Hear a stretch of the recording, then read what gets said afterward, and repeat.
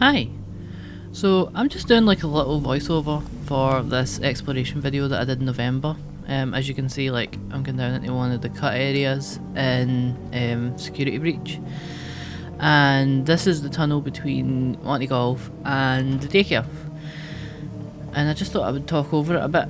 This is one of my favourite corridors. They actually added this back into a degree. There's a better version of it in one of the other ones. This is the pre-release version. So you can see how there's like glam rock endos and stuff down here. Yeah, I really like this place. It's really spooky. I like it as well in the cut version because there is no lighting whatsoever.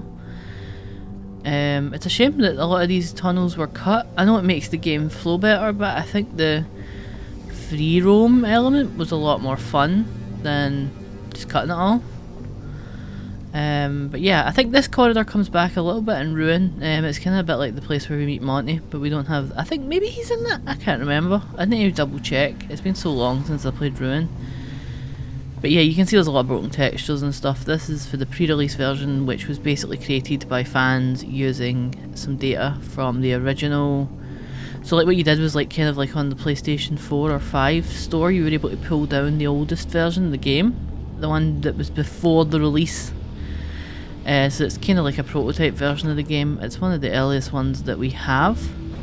These prototype versions are like where we found like Spring Bonnie, the original model and stuff like that. They give a good idea how the game's development worked and what was cut and why.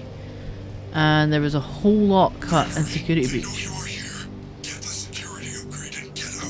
Obviously I'm triggering stuff all out of order because I'm just walking around using the debug stuff. Yeah. Error. Another unfortunate thing about this, you can kind of see through the monitors in front of me. This version of the game had the bug that was on release, where all the textures are kind of locked. Well, not all the textures, a majority of the textures are locked at a lower resolution. So even if you set it to ultra high, you get that kind of grainy, crappy JPEG thing going on. It was one of the things that I was really sad about because a lot of the YouTubers that played the game originally played it in this crappy broken mode when they could have played it on the really high res, beautiful 4K resolution textures mode. I don't know what happened to it, but yeah, it's just one of those things that was a shame because they never got to see how good this game actually does look. They really cared about how it looked and how it was lit and stuff. The lighting is different in this game, obviously. Obviously, this version that I'm in is dark. It's because it's on dark mode, I'm pretty sure, right now. Yeah, you can see those monitors look terrible. But basically, let Freddy talk. But yeah, basically, like, it's in dark mode where I've triggered the daycare sequence. You trigger the daycare sequence and then you leave the daycare, and so you keep it in that dark mode. I just like it because it makes it a bit spookier. You can also trigger it by starting the DJ Music Man sequence and then leaving. It does the same thing. I just like it because you get a chance to see some of the like raw, like the emitter lighting. This mouth though, I'm like, someone at Steel Wool is a freak. And I hope they know who they are.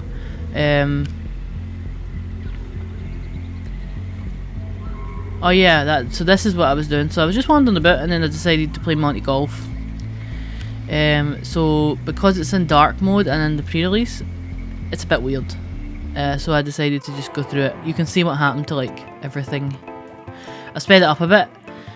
So ignore the music. It was just because you don't want to see me missing 800 times. But you can see the textures and stuff. There's the band.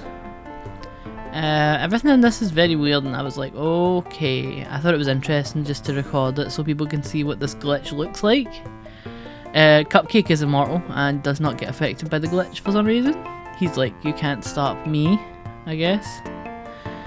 Yeah, that was me taking a screenshot because it was real weird. Yeah, there's Cupcake.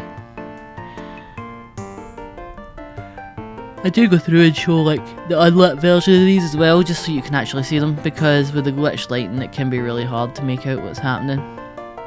This one kind of makes me want to do like a picture of the band in the weird kind of like black and white style or whatever it is that's going on.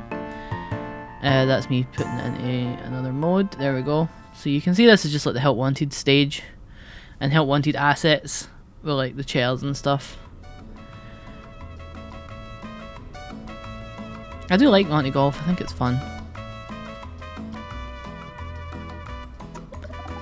I'm really bad at Monty Golf, unfortunately though. That's why I try and speed it up in these bits where I can. It's not really, it's fun to play, it's not fun to watch someone miss a shot 800 times, I'd imagine. So I just left that. But I did want to show you the actual courses, so I left them in. This one's the FNAF 2 golf sequence. Again, with the weird glitches and these cursed cupcakes. You can see here though, Cupcake's eyes do follow you in this. Like, I'm over to that side and his eyes are on me. Which is interesting, I thought. There is a secret tunnel through this part. It's hard to see again because of the lighting. I do show, I think, the lit version like everything else. There's the office. I just think that the glitch lighting does give you a chance to get a better look at strange things, like these monitors. I think some of the scenes in these monitors might be areas that were cut from the final game, though I can't be sure. I'd have to like go in depth and have a look. But the one on the left does look like the old customer service area that got taken out. That's the what do you call it? Down underneath in the car park, which is infested with like nightmare animatronics now. By the looks of it, yeah, it looks like the car park.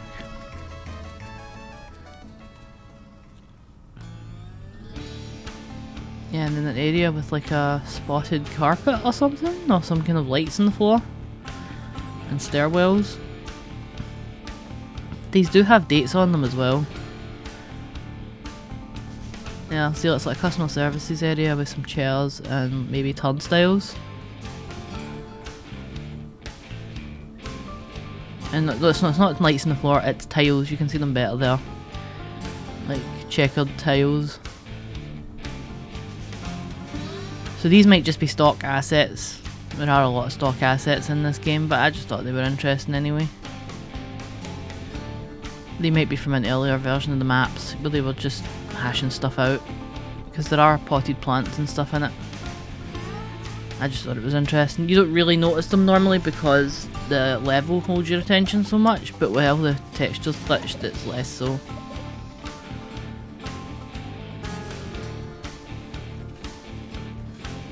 I'm like, come on me, I was just watching his eyes.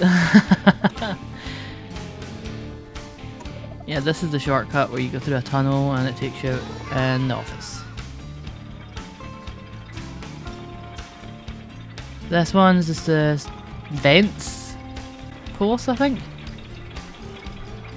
This one's like pretty, it's just fans and a vent and mangoes at the end kind of thing.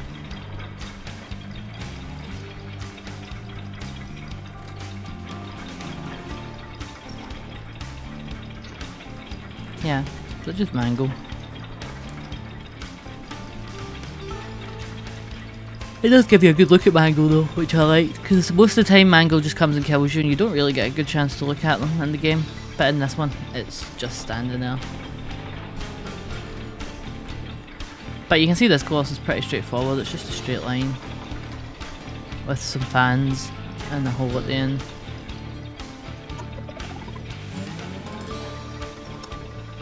Now I completely messed it up because of course I did.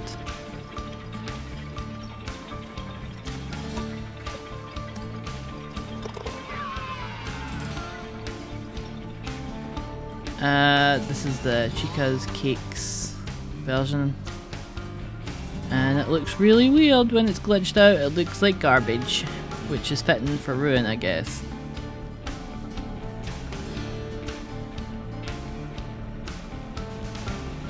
Yeah, and cupcake at the end with just their like candle that you can see. It is pretty ominous. Just a candle in the blackness.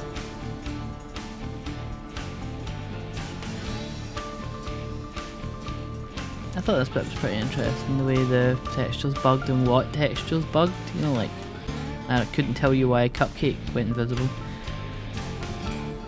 The eyes. Yeah, when I put it in unlit mode, you can see that these are kind of transparent. I'm guessing it's because the camera ultimately has to see through these when we're inside them, or we wouldn't be able to play golf. So I'm guessing that's why they do that. Because yeah, if you got stuck inside one of them and you couldn't turn the camera to see where you were, that would be a problem.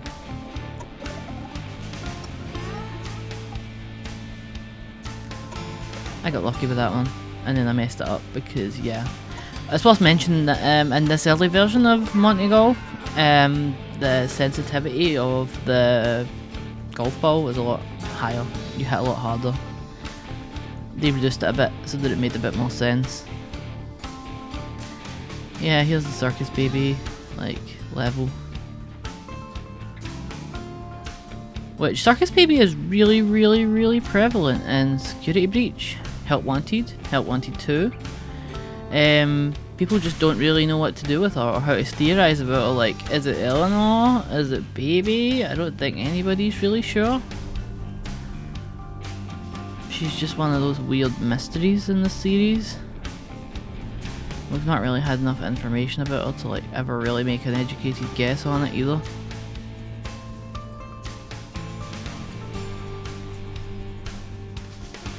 Yeah, and this one has the cupboard from Help Wanted that she plays hide and seek in, which is also the bedroom from FNAF 4. As you can see, like again, like there's the light shades, there's the toys, the phone and the caterpillar that the FNAF 4 character has. So it's like, who, why is she here? Did they care? Did they just want a cool setup? I couldn't tell you. From a lore perspective, it's weird. It's weird that she's there. It makes sense if, as we like assume, that became like a sort of test room, like we saw in the novels.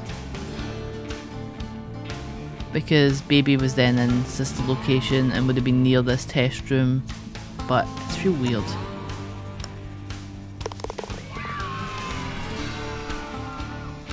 They probably didn't think too hard about it. I shouldn't think too hard about it.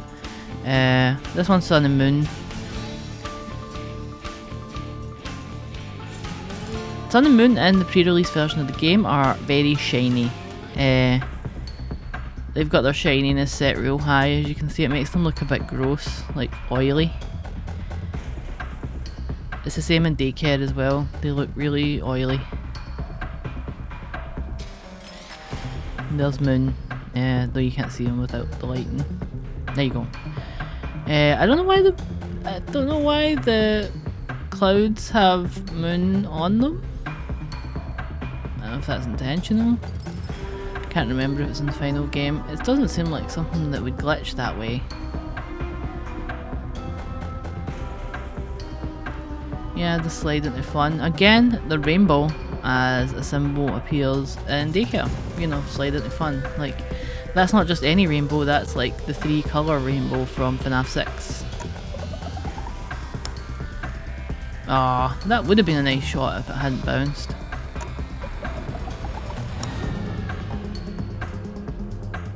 Again, the sensitivity, not to like excuse my crap golf, but the sensitivity is very different than in the final game, where you can really adjust your shots a bit better. In this version, it's either hardly touch it or send it into the stratosphere are like the two main options on it.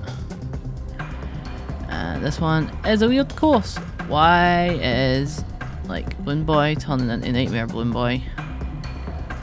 For me, it's interesting. Like, so this one's like party, whatever. The Balloon Boy and Nightmare Balloon Boy thing implies, yeah, like he goes away, the other one comes back. It kind of implies that the shadow of the same entity.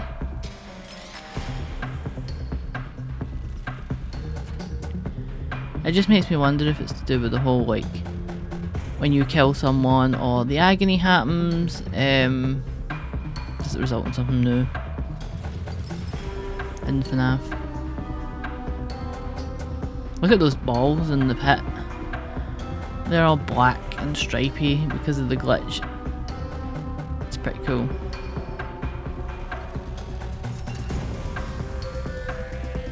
Yeah. That's me getting a screenshot of how spooky he is.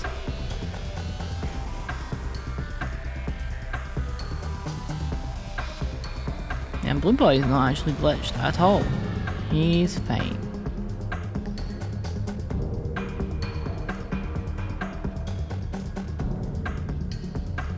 Yeah, and a lot of people have tried to figure out what the hell the balloons mean in this. 69. I think maybe some of them were just a joke. 55 party.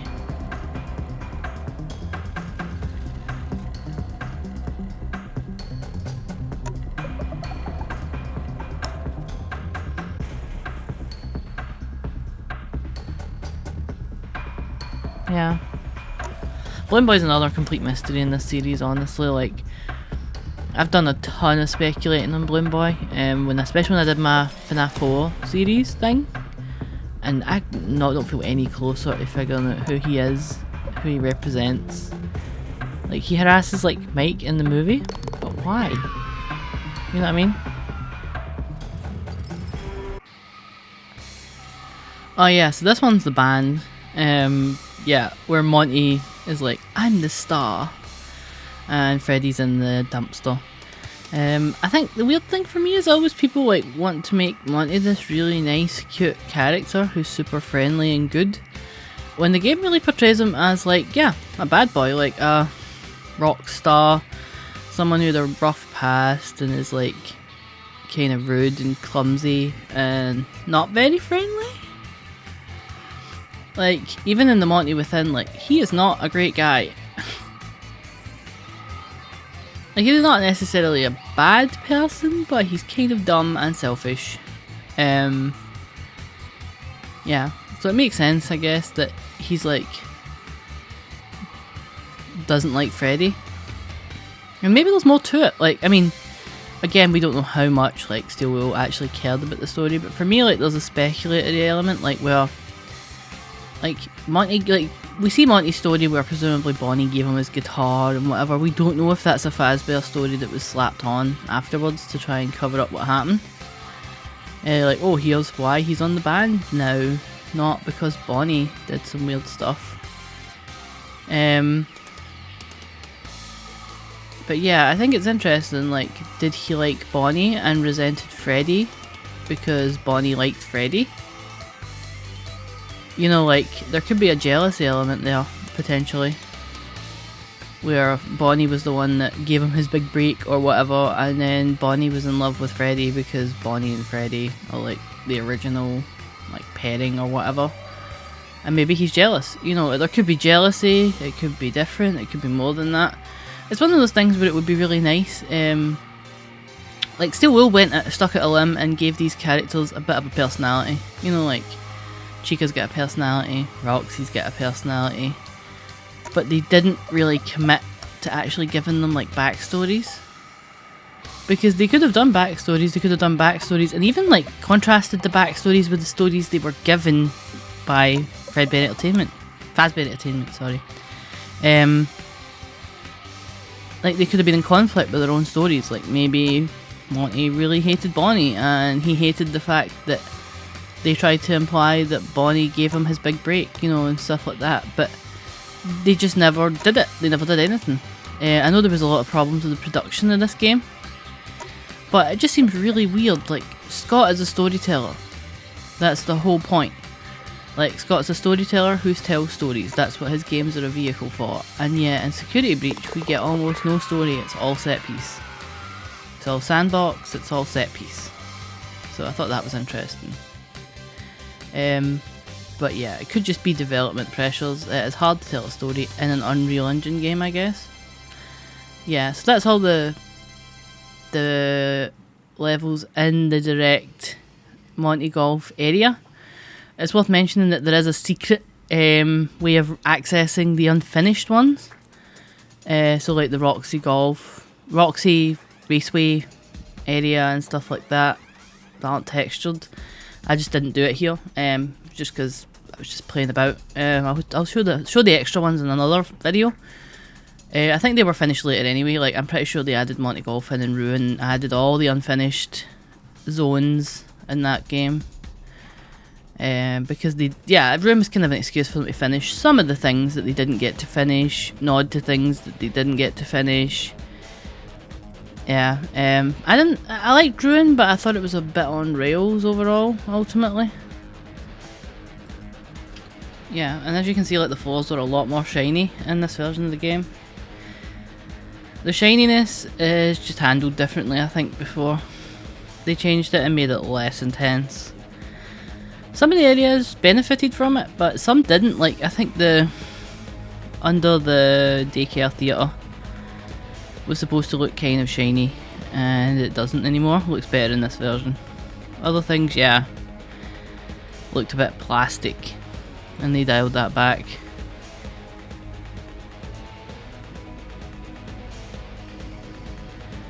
You can see, like, the save points, the text above them is just scrambled. I was interested in, like, the view block sort of like surroundings. The backdrop for Monty Golf, you can see where it surrounds it.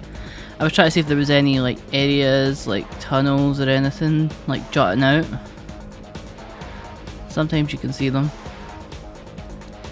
Like, see, there's a door there.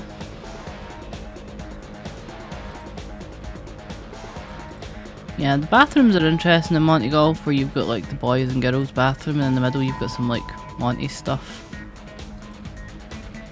They did put a lot of effort into the bathrooms for whatever reason. They're all really like unique and nice and well designed.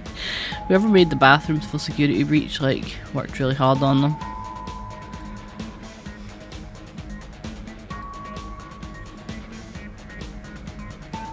And this is me just looking at like one of the level 10 security doors. This one actually turned out to be in parts and services, so this one is like intended to be controlled access. Parts and Services has an earlier version that we can see on one of the load screens on this version of the game. You can see it's one of the areas that actually I think benefits for the extra shininess. I think the tiles look nice. The lighting in this area was different, and I liked it better like this. I think it looks more Silent Hill, with the endos really creepily lit. In the final version of the game, they're not lit the same way. It's a bit inconsistent, but I liked it. They don't benefit for like the low res textures either, but that was like a bug rather than anything else. You can see the scrambled save points here. My flashlight is out of power. Like, yeah, okay. And I have to come out of this to like turn it off, so I was like, just turned it off like that just now. But yeah, you can see like those nice reflections and stuff. Like, both ways have their kind of benefits.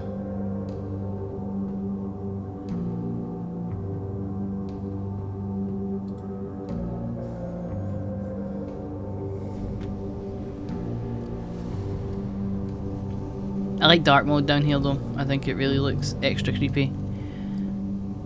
This endoskeleton was always interesting. This Glamrock endoskeleton that's like glitched out and just standing there.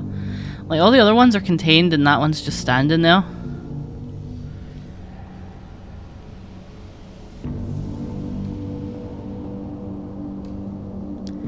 And yeah, the like containment cells on the right hand side are also like lit slightly differently in this version.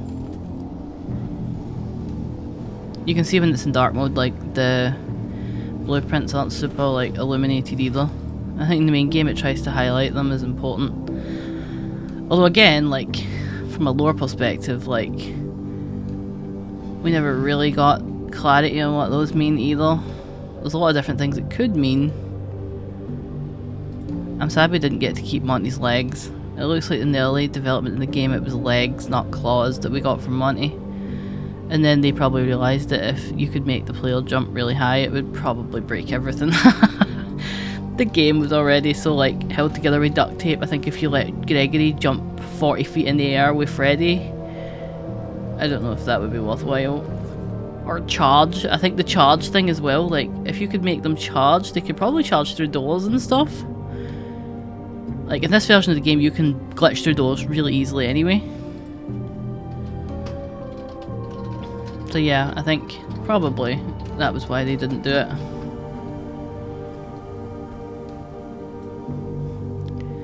Yeah, and yeah, I'm like, it's interesting. Welcome to Parts and Service. Please Claws select your upgrade. desired procedure. Voice box upgrade. Yeah, so at this point it was claws. I mean, again, this is like, this was just before release. You know, like you're talking about on PlayStation, they'd be uploading kind of pseudo shipping builds at that point anyway. Like, it's not as early in development as like it could have been. I would love to see a really early prototype of Security Breach, like really early. Like back when they were just pulling together like the assets that they'd got to see the early memos and stuff. There are some like notes in the code as well where you're talking about like, it's like, this is where they keep all the Chef Boyardee and stuff. The windows on the inside are walls, which was why I was like, and I was like, so does it, can you see through these walls? But the answer is yes. See, that's a window. That works. Don't know why the other ones are just flat walls, but I was like, interested anyway. Yeah, see, these ones are walls.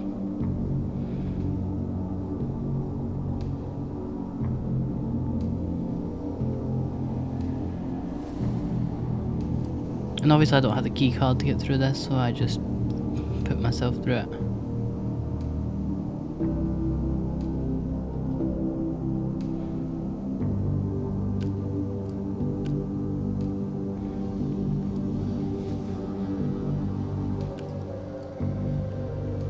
Yeah, so you can see through the windows in this. Let's see. But you can't see through them on the other side for some reason. Yeah, so you can't see through them, but I wanted to see if the view through them was different between this and main Security Breach, pretty much. I did go and compare them. I'm pretty sure I took screenshots. I posted them on Blue Sky because Twitter sucks and I'm never going back there ever again. Even if there's more people on Twitter at this point, I don't care. I'm not feeding that machine with my soul any longer. Blue Sky's a lot better anyway. People are a lot nicer there, and if they aren't, you can just remove them forever. But yeah, so you can see like that looked like a wall when I was on the inside, and this looked like a wall. I really like this view. I like the lighting, I like the shininess. It looks like a painting from Silent Hill, which is why here I was like, I need to get a screenshot of this. I want to have this on my desktop. It looks great. So that was why I spend a wee bit of time here just taking the screenshots. In the main game, it's still lit, but it's lit far more subtly. I really like the colourful, chaotic lighting of this version. Yeah, there's another wall that isn't a wall, and this looks cool and dramatic with the dark mode, I think. We never find out what supposedly escaped for this facility. You know, I think it's environmental storytelling, but I want to know, was there originally a story behind it? The idea that something, like some kind of chaotic, you know, like with the Glamrock endos being tested in here, because there are Glamrock endoskeletons in those rooms. Why did they escape? Was it because of the influence of whatever virus it was that Vanny put in Burntrap? Because in the original story, it was Vanny as the reluctant follower and Burntrap as William. And I don't think they actually changed that, but the fandom certainly tried to change it, and I just don't care anymore about the Mimic. I'm just like, whatever. He's there, he's in the ruin, and now everybody is going to attach everything they possibly can to him and feel like it's so super deep, and it isn't. But right, yeah, I got a fright here. Mapbot. Although Mapbot doesn't stop you in place here. Like, you can just be like, no, actually, today I don't want a map from you, sir, and leave. I don't know how far he would follow you. I think he only goes to the door. I was optimistic that I could just have Mapbot come with me through the Pizzaplex. I thought that would have been hilarious, but no, he waits there. I remember Steel Wool saying, like, during development, he was a real nightmare to get to work properly. Which makes sense, because he does have weird behaviour where he's meant to, like, interrupt you, hand you a thing, and then not bother you after that. So I can see why he must have been a nightmare at code. And at this point in that version, he's just like, nah. It's like, you need a map to come through here. I'm like, I don't need anything to come through here. But yeah, I need to see the map anyway. I was just like, I couldn't leave my boy and not take his map. Because I just like Mapbot, he's cute. There, so now I have the map. I hate that thing. And I think, yeah, so Mapbot, like the other staff bots, and originally could have a male or female voice, like a male or female robot voice. I predominantly run into the male voice in the main game. I don't know if the female voice has a random chance of appearing like it used to, or if they just straight took that out. But yeah, there is two voices, and there's two sets of voice lines for pretty much everything any staff bot says. Even the ones that were scrapped, like Balloon Bot, where it's like, take a balloon, or whatever. They're in the files, and they have male and female counterpart voices. This corridor coming up is really interesting. This is one of the only cutscenes that was in the game, and it's been removed obviously, but this was one of them. Where you get here, and it would zoom in, and presumably show you, yeah, how the endos work. When you look away and it's closer. And they took it out, maybe because it was, I don't know, confusing somehow. These guys I like. These guys are one of the scariest things in this game. They've got that, like, Mario Boo mechanic, or like the Weeping Angels, where when you don't look at them they come closer. Which is interesting because that is a FNAF mechanic as well. Like, we've got Foxy, who, if we don't stare at him, will like come and kill us. These guys are a bit more sensitive in this version as well, if you notice. Like, I only need to look away for a second and they like look towards me, so they're a little bit different than they used to be. I was interested here, I think, in where he went. Like, this one. So like, he turns and he walks away, and I was like, okay, so where do you go? Because he opens the shutter. I just thought he would maybe like patrol back and forth like the ones that come later. But no, I heard him open the shutter and I was like, wait a minute. Yeah, so right now he's still coming towards me, I guess. He's still locked onto me. But when he gets distracted, I was like, where do you go?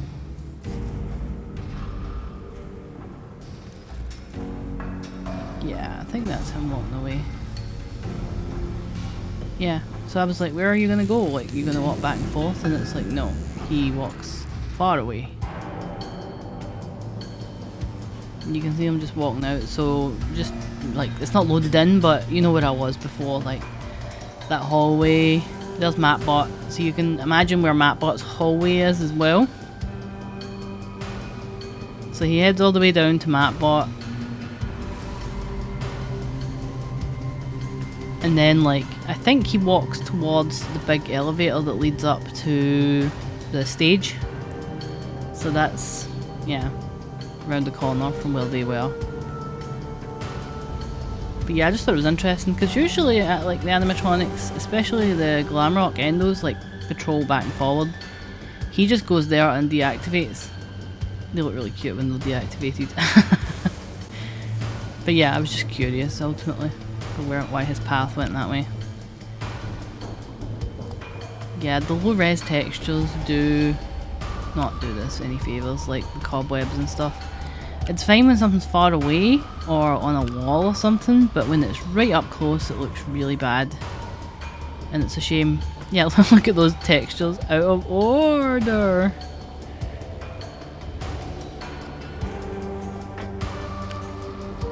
Yeah, and this part, like, this was just a kind of extra part. This part isn't too different, I mean, other than the broken textures and whatever else. But I just wanted to see what the differences were. You can see the save point looks really bad as well because Helpy's like animation's super low res. I wanted to see if those animatronics that run up and down over here, I wanted to see if they were still there. They're staff bots anyway. None of the utility dogs. So the memos are interesting. Most of them are the same, but there are some that deviate. There's one in the kitchens that isn't the same. Like, it's totally different. It's not like a lore thing. It's literally just describing the way the trash compactor works to the player and how Chica's been getting in there and whatever. But it was slightly reworded, probably to make it clearer. But it is a totally different memo about a totally different like sort of angle. This one, I think Henry and Charlie is what I think, which is interesting to me because I do think the Mimic does have elements of like, yeah, the missing kid, whether that be Gregory or whoever. Yeah, this is like, don't kill Henry, which actually happened later. But again, like, I don't know, you know, there's so much stuff in Security Breach that's like, was this an accident or is it actually a nod to something important? The walls don't have any textures, obviously. Yeah, so I think that's maybe Cassidy? Little girl with a cake, but it's like, good, give her cake, don't kill her. You can see here, I don't know why there's a gift box out there, it's probably some other area, but I was like,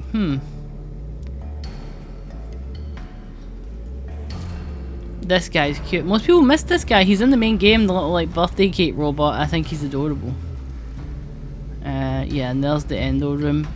This room's a lot more brutal in this version. I don't know if it was just the place I'm standing or something, but it is brutal. This is pretty much the end of the video because I get jump scared in here like the second I open this security thing.